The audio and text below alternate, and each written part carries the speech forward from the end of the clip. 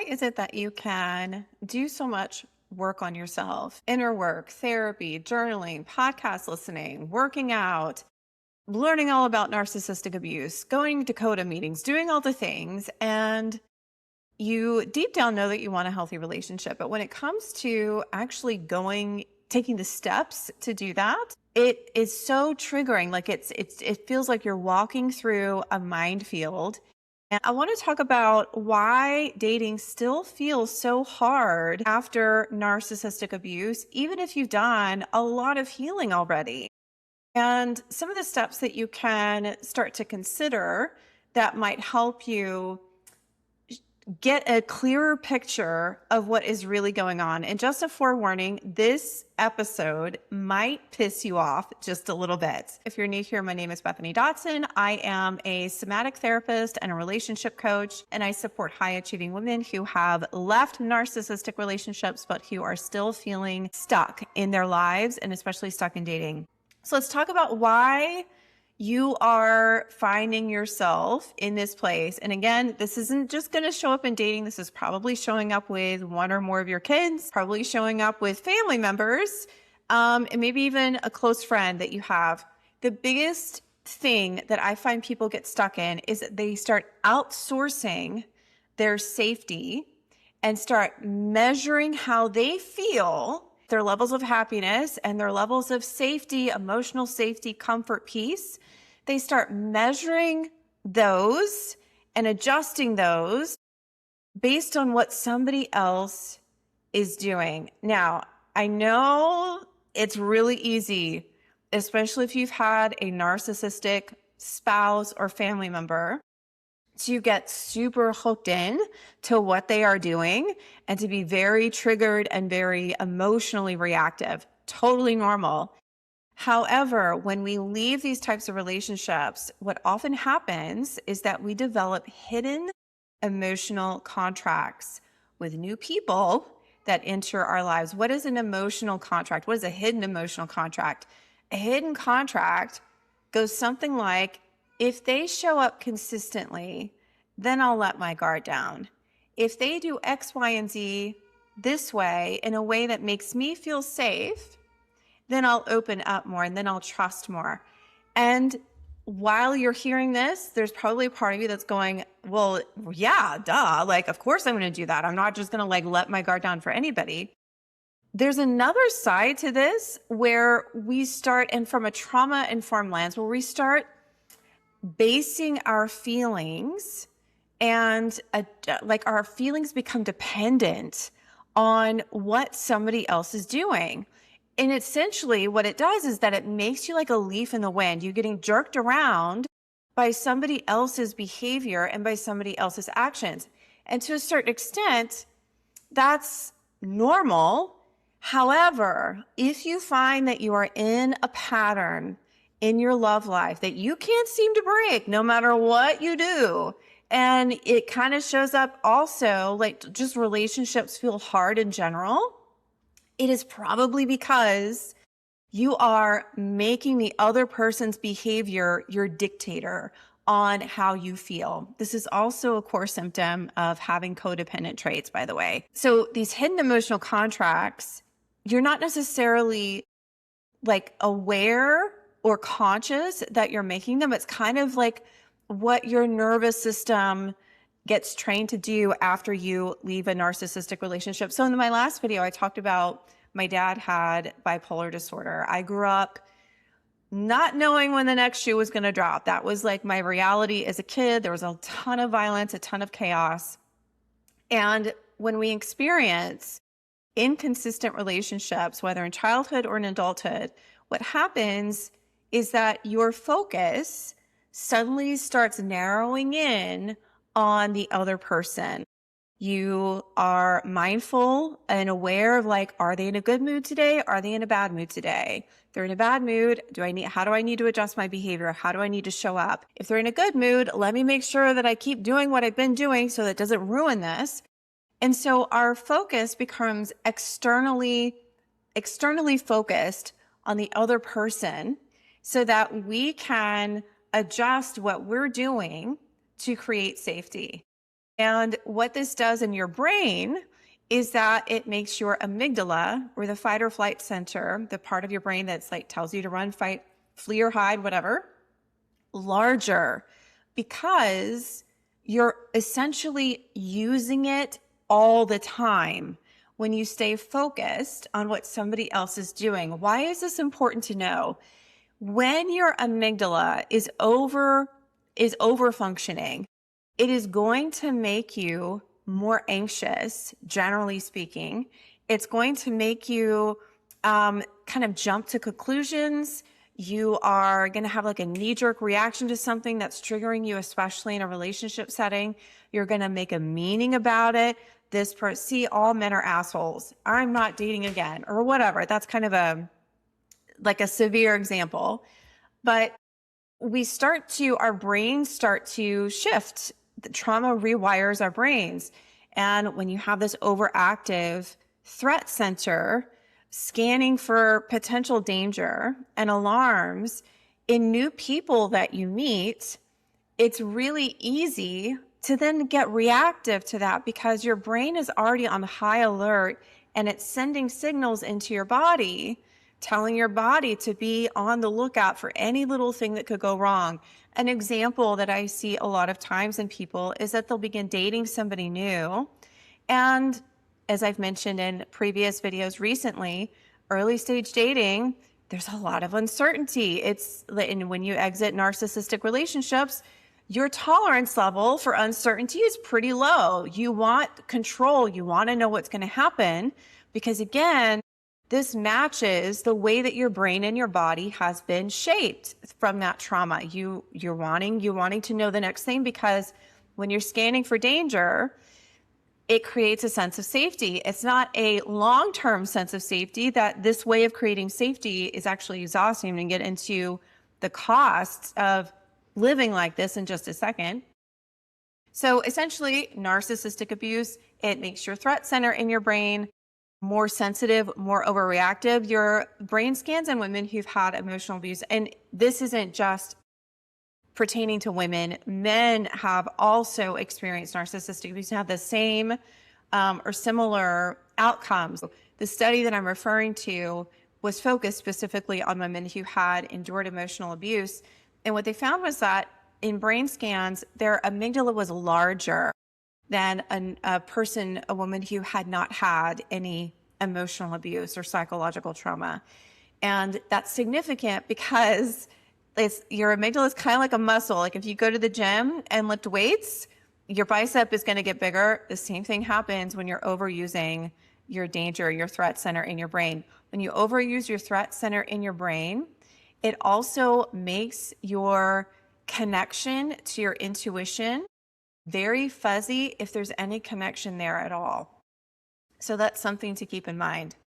So if you have done a lot of healing, but you still find that dating is just annoying and it's emotionally taxing and you want to find somebody great to share your life with, you want to have a healthy relationship, but the process of getting there is just like for the birds. It's because of this pattern of outsourcing how you feel based on what somebody else is doing. And it is never that person's job to make you feel safe. I know you're going to whatever. It is your job to make you feel safe, even when somebody isn't showing up the way that you thought they should or the way that you expected. And there are a lot of coaches and therapists and experts out there that, cut this person off, I'm done, blah, blah, blah, blah.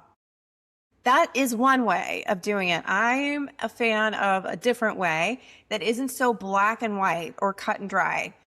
So you'll find that dating or relationships feel exhausting. They just feel draining. Like I see this often with women who've had a narcissistic partner, and then they also have a child that they're struggling with as well. And that relationship with their child is strained, it's turbulent, they can't find any common ground. And it's often because the mom is waiting for her kid to show up a certain way so that she can feel like she can let her guard down again, so that she can feel like, okay, everything's fine. They're behaving better. She's basing her feelings and her emotional state on how her 17-year-old is going to walk in the door. And anytime, not anytime, every time that you base how you feel emotionally on what somebody else is doing, you are going to lose, period, end of story. And this is why dating feels so hard, is because you are still likely outsourcing your emotions and you're giving your power away based on somebody else's behavior. You're going to feel exhausted. You're going to not trust yourself. You're going to find yourself in this back and forth thing, especially if you're in early stage dating. Should I or shouldn't I? Should I or shouldn't I? Second guessing yourself, second guessing your intuition. And like I said before, when you have your threat center in your brain is been trained from abuse to be focused out here, it makes the training, it makes your ability to listen, to feel your intuition. Well, most people feel their intuition. They feel it in their body, but they don't listen. They second guess themselves, or they think, oh, maybe I'm overreacting. Maybe this is, I don't know this person very well. How could this be like a red flag? We rationalize away that feeling. You won't have a strong sense of your own intuition. And that is very detrimental, because if you don't have a clear, trusting relationship with your own inner guidance, with your own intuition, what I see a lot happens with women is that they start to not take any chances in life. They don't start the business. They don't move to the new city. They don't start dating again. They don't go on the third date with that person. They don't take risks. They don't open up with their friends. Even friends that they've had for 10 years, they don't really share a lot with what's going on with them, because that could mean, what if they judge me? We're all scared of being judged. It means vulnerability.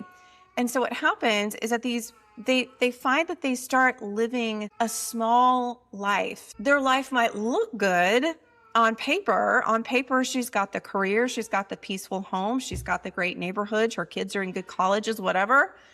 But behind closed doors, when we peel back the layers, she feels like nobody really knows who she is, and she kind of feels like she's stuck or trapped in a life that she doesn't even really like anymore.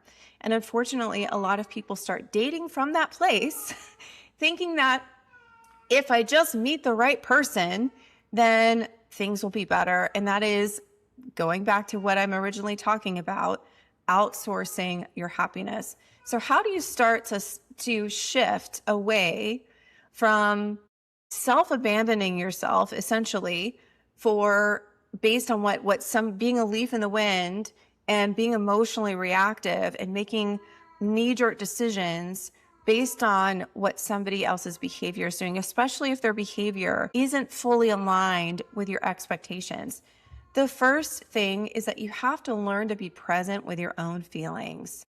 You would be surprised at how many people don't know how to do this. And by the way, I'm not perfect at this either. I still get reactive.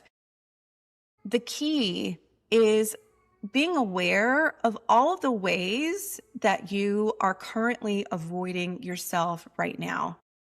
Your mode of avoidance could be you're a workaholic. You're not calling it avoidance. You're calling it, I'm really driven and ambitious and I have a lot of goals and I need to work really hard. Your mode of avoidance might be shopping whenever you feel lonely, or spending money to make yourself feel good in the moment, but at the same time, you're sabotaging your retirement goals. Your mode of avoiding your emotions could be eating. It could be drinking a couple of glasses of wine every night.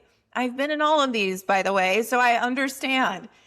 When you're avoiding your feelings, you don't have the capacity to withstand your feelings when they inevitably come up. And what is needed ultimately for you to have a healthy relationship and enjoy the journey of getting there is to have capacity. It's kind of a hot word right now in trauma healing, but it's true. When you get out of a bad relationship, your nervous system is on high alert. you can heal, you can Reiki, you can meditate, you can do all this stuff. But when it comes to relationships, same pattern, still reactive, still triggered, still, oh, this guy is like still the same type of person, but a different body. Like your healing is going to take that next level as you're in the process of meeting people and relating differently. And the biggest shift that will help you is learning to be fully present with your own emotions. When you're fully present with your own emotions, you are not making them wrong. You are not judging yourself for having shame. You are welcoming them in. You are, as one of my mentors says, you're unrolling the welcome mat for those feelings. And you're allowing yourself to feel those things fully. One of the things that happens when people when we start working with somebody inside of Break the Cycle is there's a lot of somatic work right up front. There's some meditation work. And most people, when they first begin, don't have any kind of practice being with themselves, sitting with themselves, being quiet, not turning to their phone every 10 seconds. And what happens for a lot of people is that they find that's really uncomfortable. They don't like, all of a sudden they start having flashbacks about their ex, or they have a memory about their dad that was like 40 years ago. Why is this coming forward? They start crying for no apparent reason. And it is because when you finally give yourself space to slow down, all the stuff that you have been like keeping under the surface, like you've been keeping your feelings under lock and key, and like with work and other people's obligations, etc., that stuff starts to come up because it needs to come up. And so that is one of the bigger shifts, is learning how to be present with your feelings and not.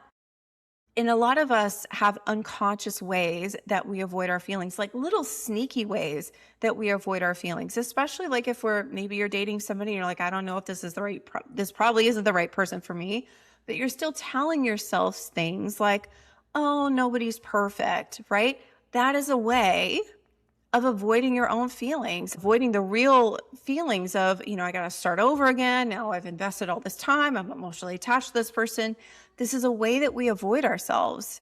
So the second shift is when somebody shows up in a way that triggers you, like instead of going off the deep end and spiraling for a week, or like laying awake for 3 nights, like ruminating about why this had to happen, it is about coming back to yourself and being present with what you're really feeling.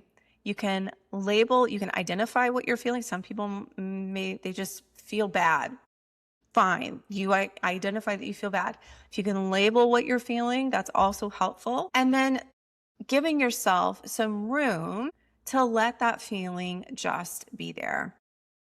And once that initial charge of the feeling has subsided a little bit, your brain is then now back online. You're not in fight or flight mode as much anymore. And you can start asking yourself intelligent questions that help you turn your focus from out here to what we call in trauma recovery interoceptive focus, or interoceptive awareness. And interoceptive awareness is the process of turning your focus, your lens, from what they are doing to here. What does this mean about me? What is happening for me? Is it really true that this person is unavailable? Or could it be that, I'm really reactive right now because they texted back an hour later than I thought they should? Is it really, and again, context matters a lot with these things, but it starts to shift this pattern from basing your feelings on what somebody else is doing out here to making you in charge of your own feelings. And what this does long term is that a lot of people naturally avoid dating because they're afraid of somebody robbing their inner peace. They're afraid of losing or giving up all that they've worked so hard for to rebuild the emotional, everything's the way I like it in my life. I don't want anybody to come in and wreck that. I don't want to ruin that with the wrong person again, or like, dating is a hassle, whatever. When you start to shift your focus in here, it becomes, you start to remain in here.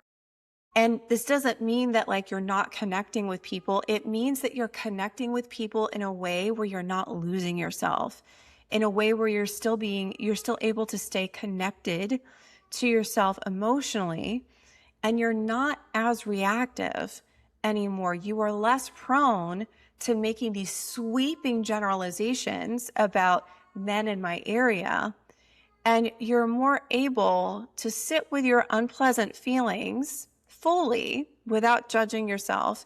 And you're able to have a reflective moment and ask yourself honestly, is that really true? Or is it possible that I'm just upset right now and I might be afraid that somebody else could reject me, and it's easier for me to say there are no good men in my area than risk myself being rejected again. So these are the types of shifts that will start turning your leaf, or turning your ship around, turning over a new leaf. So if you find that dating is really hard after narcissistic abuse still, even when you've done a lot of work on yourself and you know it all, but you're still doing it, this is probably why one of the core reasons you are still stuck is that you are still essentially, when we are outsourcing our feelings and making our feelings dependent on how somebody else shows up, that is ultimately still living from a trauma response. And the thing that heals relational trauma is healthy relationships.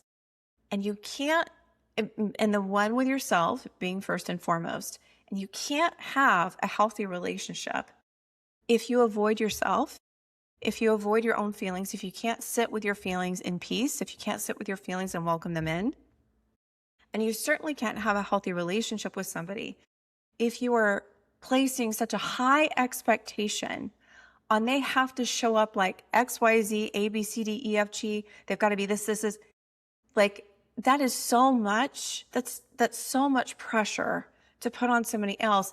And it's only a matter of time before somebody disappoints you. It's inevitable. People are going to disappoint you. You're going to disappoint you. It's not about whether people disappoint you. It's about how connected can you remain to yourself when that ultimately happens. If this episode hit a chord for you, drop a comment, let me know. If you'd like to explore working together, you can book a free discovery session at bethanydotson.com/talk.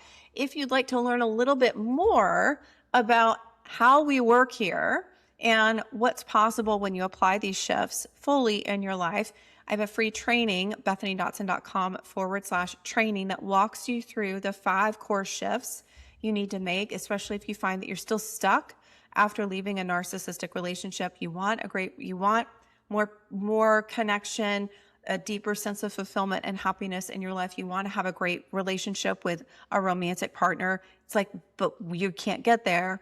This is going to walk you through what needs to happen. And that can also give you a clear indicator of, should I book a call? Should I not book a call? When is it right for me? So that's bethanydotson.com/training. or bethanydotson.com/talk if you'd like to have a conversation about the possibility of working together. I will see you on the next episode. Take care.